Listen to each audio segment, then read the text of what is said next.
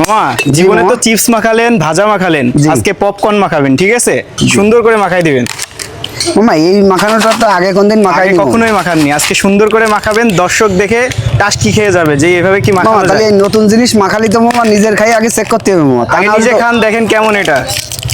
হ্যাঁ, আগে নিজে খেয়ে দেখেন কেমন এটা। এটা মাখানোর পরে খাই দেখবা না মামা, তাহলে ভালো লাগবে না। আচ্ছা মামা।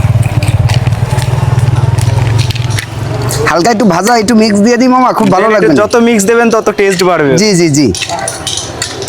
আসলে মামা আমি কখনো এই পপকর্ন মাখাইনি মামা, আসলে নতুন জিনিস তো। আমিও নতুন ট্রাই করব, দেখা যাক কেমন লাগে, আর দর্শকও দেখুক। হ্যাঁ, ভালো লাগলে ডেলি এইগুলো মাখাবো বা আমিও এগুলো রাখবো যদি ভালো হয়।